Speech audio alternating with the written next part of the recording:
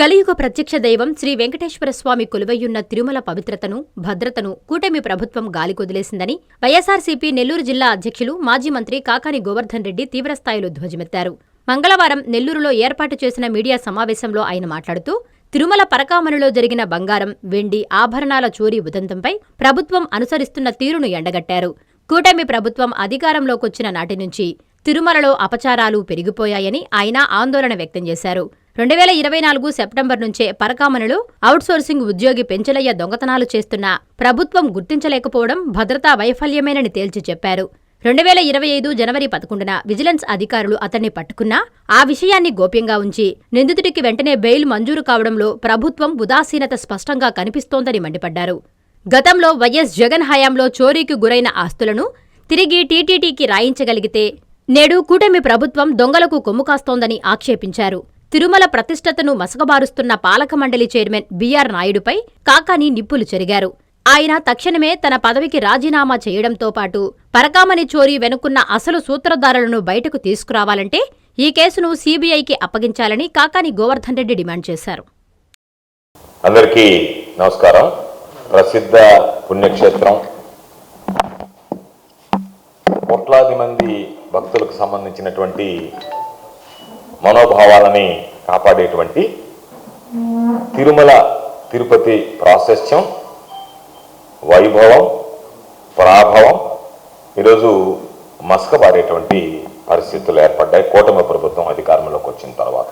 ఇటీవల కాలంలో అనేక రకాలైనటువంటి వరుస సంఘటనలు చూస్తున్నాం. రాజకీయ వేదికగా తిరుమల తిరుపతి దేవస్థానాన్ని వాడుకోవడం, శ్రీవారి ప్రతిష్టకు భంగం కలిగేటువంటి విధంగా కూటమి ప్రభుత్వం సాక్షాత్తు ముఖ్యమంత్రిగా ఉన్నటువంటి చంద్రబాబు నాయుడు గారు వ్యవహరించడం, దాంతోపాటు రకరకాలైనటువంటి లేనిపోయినటువంటి ఆరోపణలు రాజకీయ పబ్బం గడుపుకోవడానికి సాక్షాత్తు ముఖ్యమంత్రి స్థాయిలో ఉండేటువంటి వ్యక్తి, ఉప ముఖ్యమంత్రి స్థాయిలో ఉండేటువంటి వ్యక్తులు చేయడం అనేటువంటిది ఇది నిజంగా దురదృష్టకరమైనటువంటి పరిణామం. ఇది భక్తులను కూడా కలిసివేసేటువంటి పరిస్థితి. అటువంటి నేపథ్యంలో జరిగినటువంటి వరుస సంఘటనలు మనం నెయ్యి విషయంలో చూసాం, ఉన్నటువంటి గోశాల విషయంలో చూసాం, అనేక రకాలైనటువంటి సంఘటనలు జరుగుతున్నటువంటి నేపథ్యంలో ఇటీవలే సాక్షాత్తు చైర్మన్గా ఉన్నటువంటి వ్యక్తి బీఆర్ నాయుడు గారి రాసలీలను కూడా మనం చూడడం జరిగింది.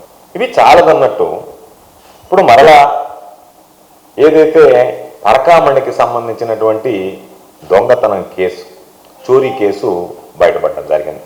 దాదాపుగా కూటమి ప్రభుత్వం అధికారంలోకి వచ్చిన తర్వాత 2024 జూన్లో ప్రభుత్వం అధికారంలోకి వస్తే 2024 సెప్టెంబర్ నుండి అవుట్సోర్సింగ్లో పనిచేసేటువంటి పెంచిలయ్య అనేటువంటి వ్యక్తి అక్కడ దొంగతనాలకు పాల్పడ్డాడు.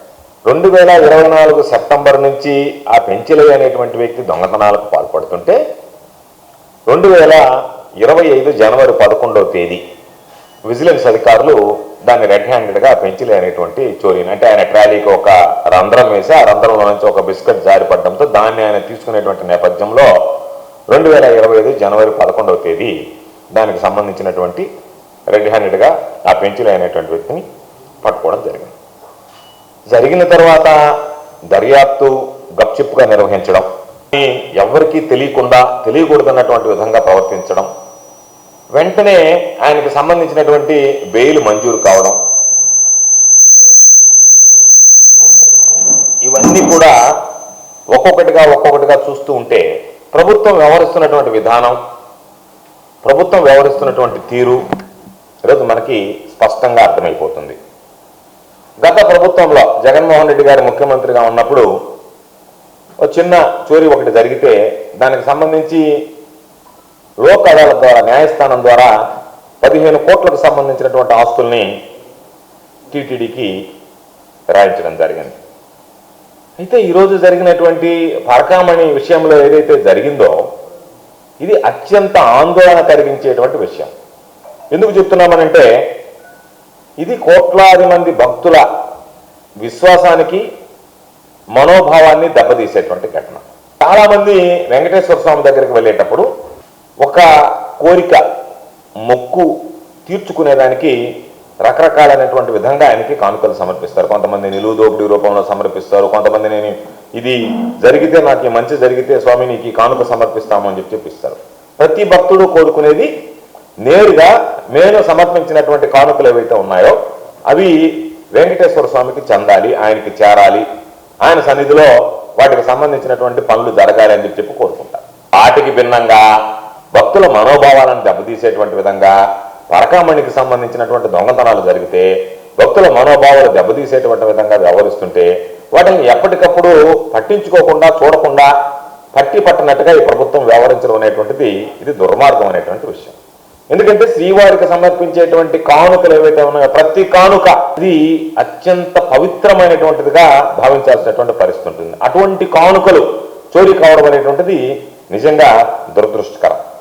కాబట్టి పరకామణిలో ఈ విధంగా భారీ చోరీల వ్యవహారం ఏదైతే ఉందో కుటుంబ ప్రభుత్వంలో వెలుగుకు రావడం, ఆ వెలుగుకు రావడం వెనక ఆ దర్యాప్తు జరిపినటువంటి తీరు కూడా అనేక రకాలైనటువంటి అనుమానాలకు ఈరోజు తావిస్తోంది. ఎందుకంటే ఈ పెంచలయ్య అనేటువంటి వ్యక్తి ఎవరైతే ఉన్నారో పరకామణిలో పనిచేసేటువంటి వ్యక్తి, ఆ వ్యక్తిని రెడ్ హ్యాండెడ్గా పట్టుకున్నారు విజిలెన్స్ అధికారులు. పట్టుకున్న తర్వాత దర్యాప్తు అనేటువంటిది అసలు ఏం జరిగింది, దీని వెనక ఎవరున్నారు, ఈయన ప్రోత్సహించింది ఎవరు అనేటువంటి విషయాల జోలికి వెళ్లకుండానే కేవలం ఆ దర్యాప్తుని ఈ పెంచలయ్య అనేటువంటి ఆ ఒక్క వ్యక్తికి పరిమితం చేస్తూ రకరకాలుగా 1 కోటి రూపాయలు సంబంధించినటువంటి విలువైన బంగారం చోరీ జరిగింది అని ప్రకటించేసి దానికి బంగారు నగలు వెండి నగలు ఇన్ని చోరీ అయ్యాయి అని చెప్పి ఈరోజు ఇవ్వడమే తప్ప అసలు ఎంత చోరీ అయ్యాయి, ఏ విధంగా జరిగింది, ఎందుకు పోలీసులు దీన్ని పెంచలేకే పరిమితం చేస్తున్నారు, ఎందుకు దీని వెనక ఉన్నటువంటి సూత్రధారులు ఎవరు పాత్రధారులు ఎవరు అనేటువంటిది మీరు లోతుగా దర్యాప్తు చేయడం లేదు అని అంటేనే, లేదా దర్యాప్తు చేసినటువంటి అంశాలను మీరు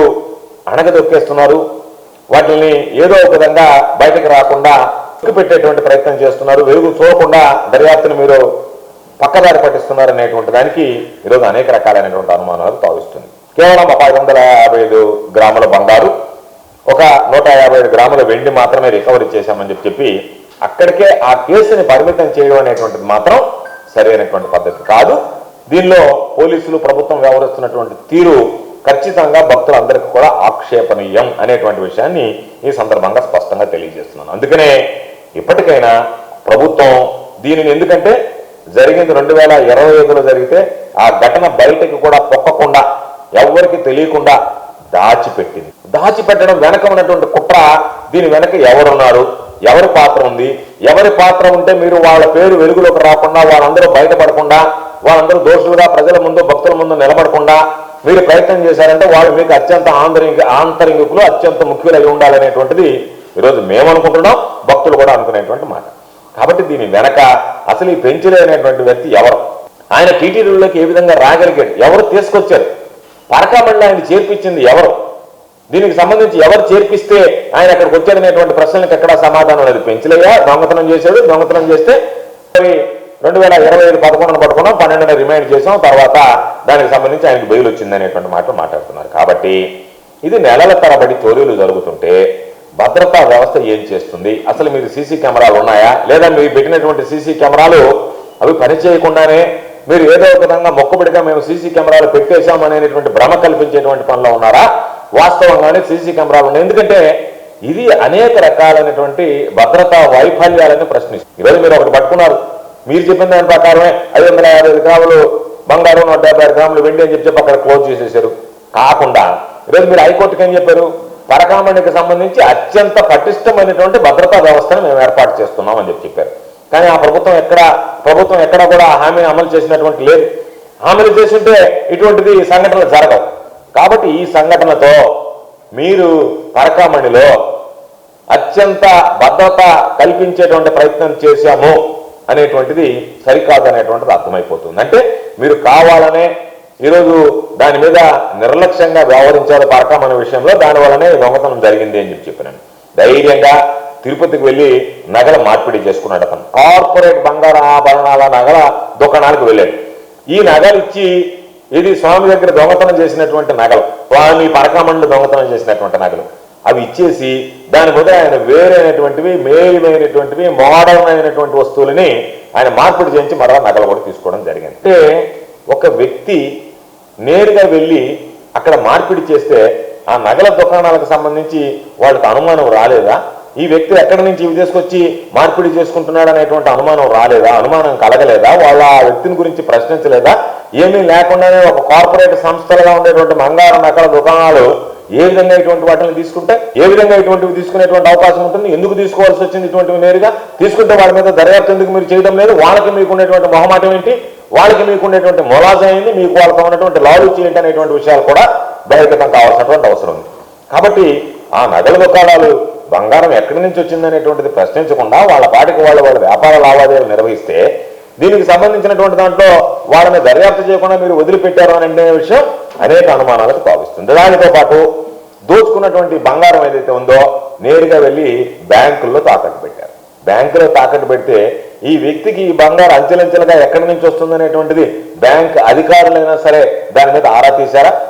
ఎటువంటి ఆరా తీయకుండానే వాళ్ళు బ్యాంకులో తాకట్టు పెట్టుకొని దానికి సంబంధించినటువంటి లోన్ ఇచ్చారు. కాబట్టి ఎవరు తెచ్చారు, ఎవరి ద్వారా ఇచ్చారు, ఎందుకని వీళ్ళు బంగారానికి సంబంధించినటువంటి దొంగలు తీసుకొచ్చినటువంటి బంగారానికి ఏ విధంగా ఆ బ్యాంక్ అధికారులు లోన్ మంజూరు చేశారు? కాబట్టి ఆ బ్యాంక్ అధికారుల పాత్ర ఏంటి అనేటువంటి దాని మీద దర్యాప్తు చేయరా? దర్యాప్తు జరగాల్సినటువంటి అవసరం లేదా? కాబట్టి ఒక్క పెంచులయ్యేనా లేక దీని నుండి ఎంతమంది ముఠాగా కలిసి ఈ దొంగతనానికి పాల్పడ్డారనేటువంటి విషయాన్ని కూడా ఆరా తీయకుండా హడావిడిగా మొక్కుబడిగా ఆ కేసును నీరుగార్చేటువంటి విధంగా ఈ చోరీ మాత్రం ఒక పెంచులైకే పరిమితం చేస్తూ దీనిని ఎందుకు మీరు మూసివేస్తున్నారు? అక్కడికే పరిమితం విధించి మిగతా చోరికి దాని గురించి ఎందుకు పూర్తిగా సంపూర్ణంగా దర్యాప్తు చేపట్టడానికి వెనకాడుతున్నారనేటువంటిది ఈరోజు అందరినీ వేధించేటువంటి ప్రశ్న. కాబట్టి ఈరోజు మీరు ఆలోచన చేస్తే మీరు నియమించేటువంటి నియామకాల్లో ఏదైతే నియామకాలు జరుగుతున్నాయో వాటిలో పారదర్శకతను పాటిస్తున్నారా? పార్లమెంట్ లాంటి అతి ప్రధానమైనటువంటి ఎంతో ప్రాముఖ్యం కలిగినటువంటి విలువ కలిగినటువంటి అతి పవిత్రమైనటువంటి పార్లమెంట్లోనే దొంగతనం జరుగుతుంది అంటే అక్కడ అవుట్ సోర్స్ గా నియమించేటువంటి నిబంధనలు ఏదైతే ఉన్నాయో అవి పారదర్శకంగా పాటిస్తే ఎక్కడో లేనటువంటి వ్యక్తులు దొంగతనానికి పాల్పడేటువంటి వ్యక్తులు ఈరోజు పార్లమెంట్లోకి ప్రవేశించేటువంటి అవకాశం కలిగిందంటే ఇది ప్రభుత్వ డొల్లతనం, టీటీడీ పాలక మండలి తీసుకుంటున్నటువంటి నిర్ణయానికి ఇది ఒక ఉదాహరణ కాదా అనేటువంటిది ఈ సందర్భంగా మనందరం కూడా అర్థం చేసుకోవాల్సినటువంటి పరిస్థితి. కాబట్టి ఖచ్చితంగా ఈ చోరీ వ్యవహారంలో ఏదైతే పోలీసులు దీన్ని నామమాత్రంగా దర్యాప్తు జరిపి పెంచులేకి మాత్రమే పరిమితం చేయాలనేటువంటి ఆలోచన చేస్తున్నారో ఇది ఖచ్చితంగా అభ్యంతరకరం. ఎట్టి పరిస్థితుల్లో కూడా దీనికి సంబంధించి పూర్తిగా దర్యాప్తు చేయాల్సినటువంటి అవసరం ఉంది. ఎందుకంటే నిందితుడికి బెయిల్ కూడా ఒక పరకామణి కేసులో దొంగతనం జరిగితే చంద్రబాబు గతంలో ఎంత రాద్ధాంతం చేశాడు, అసెంబ్లీలో ఎన్ని విషయాలు మాట్లాడాడు, అటువంటి వ్యక్తికి ఇంత తొందరగా బెయిల్ వచ్చింది.